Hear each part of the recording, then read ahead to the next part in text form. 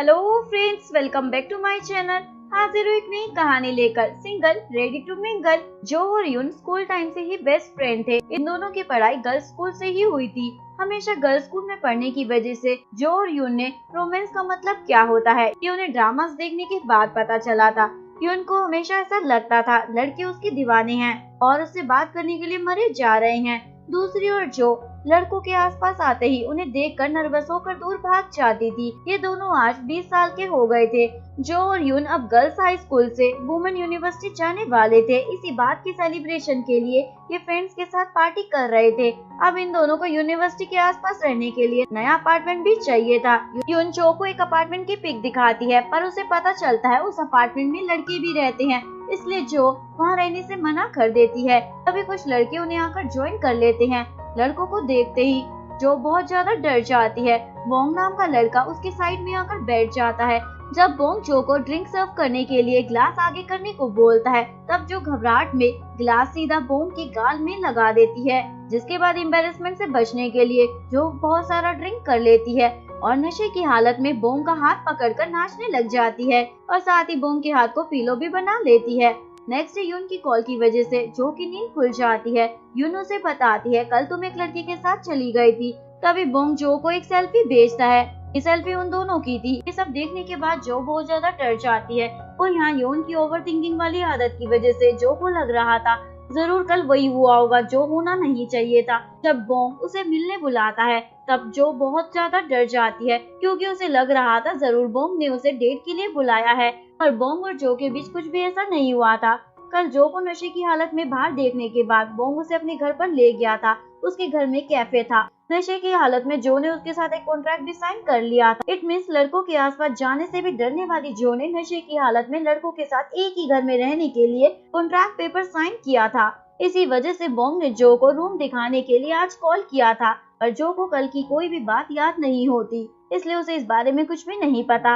इसके बाद जो बोंग के घर आती है और उससे नजरें नहीं मिला पाती अपनी कल की हरकतों की वजह से। एक ही रात में जो में इतना चेंज देखकर बोंग तो शॉक में था। जो तो बहुत ज्यादा डर जाती है, क्योंकि उसे लग रहा था बोंग ने उसे डेट करने के लिए बुलाया है। पर बोंग उसकी सारी मिसअंडरस्टैंडिंग को क्लियर कर देता है। सारा सच जानने के बाद जो उसे बोलती है मेरा तुम्हारे साथ एक ही घर में रहना पॉसिबल नहीं है। ठीक है कर जो बाहर निकलती है।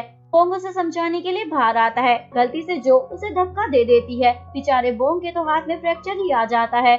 जो इसके लिए बोंग से माफी मांगती है, पर बोंग उसके हाथ में लंबा चौड़ा बिल थमा देता है। जो के पास इतने पैसे नहीं थे, इसलिए जो उसके घर में रहने के लिए हाँ बोल देती है। साथ में बोंग के ठीक होने तक उसके कैफे में भी काम करेगी। योन भी साथ में रहने के लिए कॉन्ट्रैक्ट साइन करती है और साथ ही वो योन के साथ फ्लर्ट करने का कोई चांस भी छोड़ नहीं रही थी। बोंग के साथ उसके घर में उसका दोस्त भी रहता था। यून बोंग के दोस्त जुन को देखकर कुछ टाइम के लिए तो फ्रीज हो जाती है। जो एक ही घर में दो लड़कों के साथ कैसे रहेगी ये सोचकर पागल हो जाती है। और यहाँ यून बहुत एक्साइटेड थी। उसे लग रहा था उसकी लव स्टोरी जल्दी स्टार्ट होने वाली है। नेक्स्ट डे फ्रीज को इतना साफ सुथरा देखकर यून बहुत ज्यादा इम्प्रेस थी। तभी वहाँ जुन आता है। जुन उसे कुछ कहने वाला था, पर उसे बिना कुछ कहे चला जाता है। यून के मन में ख्याली पुलाव पक रहे थे। यून को लग रहा था शायद जुन उसे लाइक करने लगा है। ये सच नहीं था। उसे यून बिल्कुल भी पसंद नहीं थी, क्योंकि जुन को हर चीज ऑर्गेनाइज कर रखने की आदत थी। आज यून ने कई बार फ्रिज को खुला छोड़ दिया था। इसी वजह से यून का इम्प्रेशन जुन पर खराब हो गया था। लास्ट टाइम भी वो यून को फ्रीज बंद करने के लिए बोलना चाहता था, पर बोल नहीं पाया था। इसके बाद यून को बर्तन साफ करते हुए देखने के बाद जुन को उसका काम सही नहीं लगता, इसलिए उसे जाने के लिए बोलकर खुद वो काम करता है। और हर चीज को ओवरथिंक करने वाली यून कुछ और समझ लेती है। उसे लग रहा था जुन उसकी बहुत केयर कर रहा है। कैफे में जो सारे काम बिगाड़ रही थी। लड़कों को फेस करने से डरने वाली जू का एक लड़के के अंदर रहकर काम करना मुश्किल हो रहा था। बोंग का एक और फ्रेंड था जो डायरेक्टर था। जुन भी उसकी काम में हेल्प करता था। उसके फ्रेंड को अपने ड्रामे के लिए एक कैरेक्टर चाहिए था। इस बात की वजह से जुन भी परेशान था।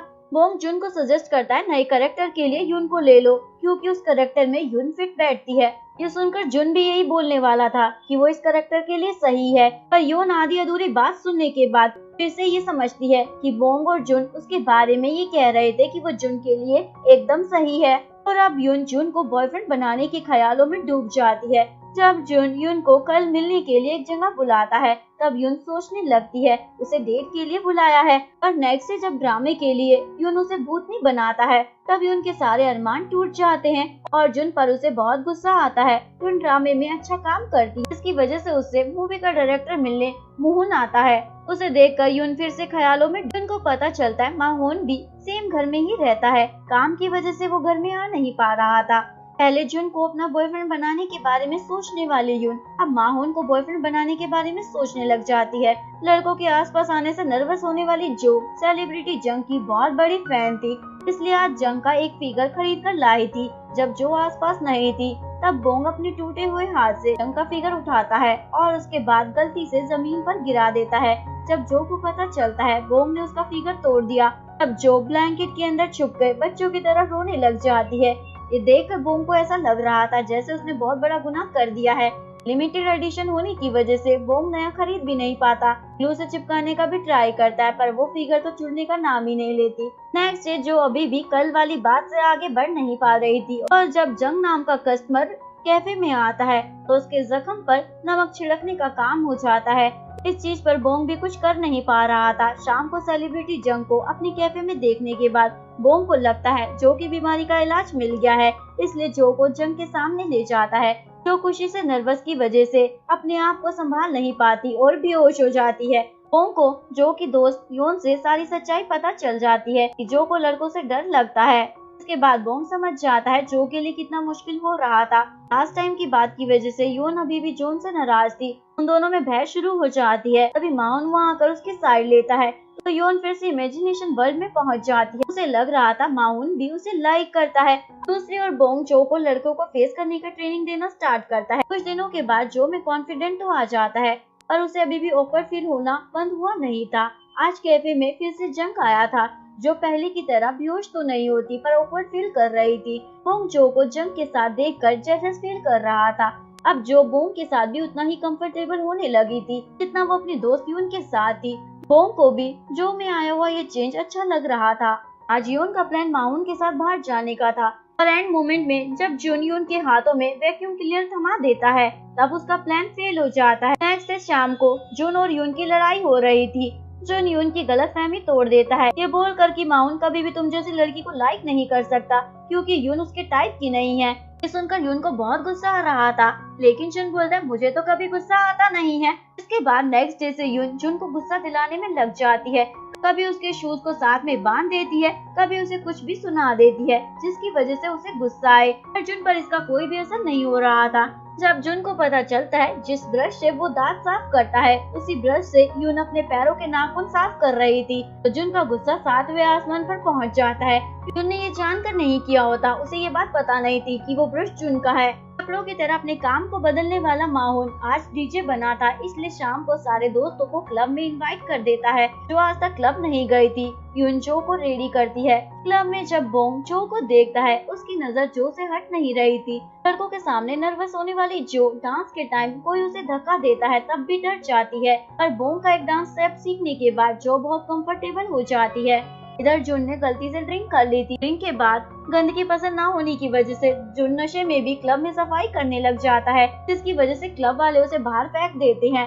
यून ये देखकर उसके पीछे जाती है। कुत्ते और बिल्ली की तरह लड़ने के बावजूद भी यून जुन की केयर करती थी, इसलिए उसका ध्यान रख रही थी और उसे ट्रॉली में बिठाकर ले जाती है।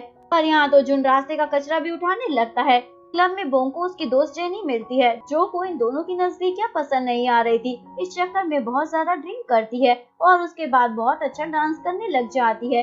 कुछ टाइम बाद सिचुएशन आउट ऑफ कंट्रोल होने की वजह से बोंग जो को लेकर घर निकलता है। नेक्स्ट डे जब जो अपनी आंखें खोलती है, तो बोंग उसके बहुत करीब था, लेकिन किस होने से पहले उसकी नींद खुल जाती है और तब उसे पता चलता ये तो जो का सपना था। इसके बाद जो बोंग से कल के लिए माफी मांगती है। जुन और यून अभी भी एक दूसरे से बात नहीं कर रहे थे, तभी वहाँ पर जेनी आती है और बताती है अब से मैं भी यहीं रहूंगी। ये सुनकर जो बहुत ज्यादा डर जाती है, क्योंकि उसे लग रहा था जेनी की खूबसूरती के चक्कर में कहीं बोंग को खो ना दे। यून जो के फेस को देखकर सब समझ जाती है, इसलिए अपनी दोस्त को सिखाती है बोंग का ध्यान खुद पर कैसे लाना है। आज माहौन फोटोग्राफर बना था, बोंग को मेल मॉडल के लिए चूज करता है। जेनी बोलती है फीमेल मॉडल मैं बनूंगी। ये सुनने के बाद जो घबरा जाती है। क्योंकि किसी भी कीमत पर वो बोंग को जो के करीब आने का मौका नहीं देना चाहती थी, इसलिए वो भी मॉडल बनने के लिए आगे आती है। पर यहाँ सीट 1 कैंडिडेट 2, जिस वजह से माहौन इन दोनों का टेस्ट लेना स्टार्ट करता है। दोनों अपने आप को बेस्ट दिखाने की कोशिश करती है। एंड में जो सिलेक्ट हो जाती है सब लोग खुश हो जाते हैं। जो बोंग के इतने पास होने की वजह से बहुत खुश थी। रूम में आने के बाद बोंग भी अपनी खुशी को डांस कर कर दिखाता है। तब हमें पता चलता है बोंग ने ही माहौन से जो को सिलेक्ट करने के लिए बोला था।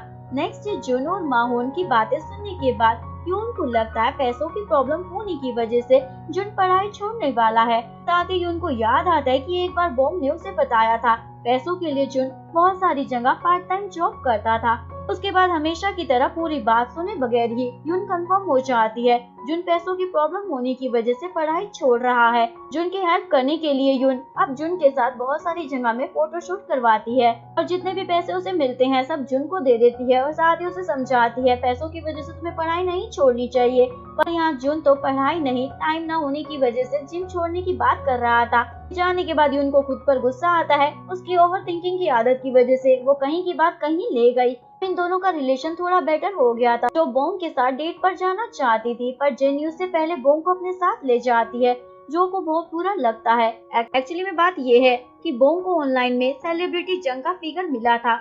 उसी को ऑर्डर करने के लिए जेनी के साथ था, क्योंकि बोंग को इंग्लिश पढ़ने में प्रॉब्लम होती है और इस काम के बदले में जेनी ने बोंग को उसके साथ डेट पर जाने के लिए बोला था। इसी वजह से जेनी के साथ बोंग डेट पर गया था।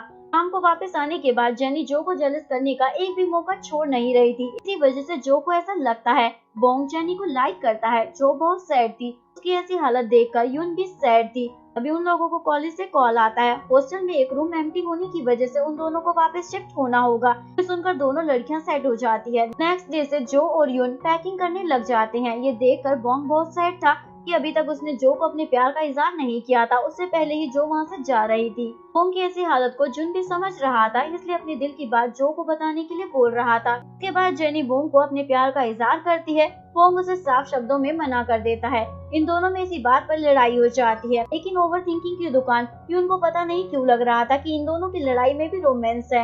यानी वो उसे लग रहा था ये दोनों एक दूसरे से प्यार करते हैं, इसलिए वो उसे लड़कियों को इम्प्रेस करने के लिए एक स्टूपिड आइडिया देती है, जिसकी वजह से बेचारे बोंग को क्या झेलना पड़ रहा था ये तो बेचारा वही जानता है। लेकिन बोंग ये सब जो को इम्प्रेस करने के लिए सीख रहा था, इसलिए जो को प्रपोज करने के लिए यून ने जो आइडिया दिया था उसकी बार बार प्रैक्टिस करता है, जिसकी वजह से बोंग की हालत खराब हो जाती है। नेक्स्ट डे जून यून को शूज गिफ्ट करता है एज अ फेयरवेल। जून यून को लाइक करने लगा था। यून ये रियलाइज कर बहुत खुश हो जाती है। इसके बाद यून को जेनी का सारा सच पता चल जाता है। बोंग एक जंपिंग स्टिक में जंप कर जो को अपना प्यार कन्फेस करने वाला था, तभी एक साइड में गिर जाता है और यही वो स्टूपिड आइडिया है जो योन ने बोंग को दिया था। इसके बाद बोंग जो को नॉर्मल वे में सेलिब्रिटी जंग का पिक देके प्रपोज करता है। जो समझ जाती है बोंग जेनी को नहीं उसे प्यार करता है और जो भी उसका प्रपोजल एक्सेप्ट कर लेती है। नेक्स्ट से दोनों लड़कियां अपने हॉस्टल शिफ्ट होने वाली थी, इसलिए फोटो शूट कर रहे थे। जो और बोंग तो कपल बन जाते हैं और यहाँ में यून और जून को भी देखकर पता चलता है ये दोनों भी कपल बन गए हैं। और यहीं पर इस कहानी का डी एंड हो जाता है। अगर आपको वीडियो अच्छी लगी हो तो प्लीज वीडियो को लाइक करें, चैनल को सब्सक्राइब करें, न्यू अपडेट्स के लिए बेल आइकन का बटन प्रेस करें। मिलते हैं नेक्स्ट वीडियो के साथ, तब तक के लिए सारंगे, बाय बाय।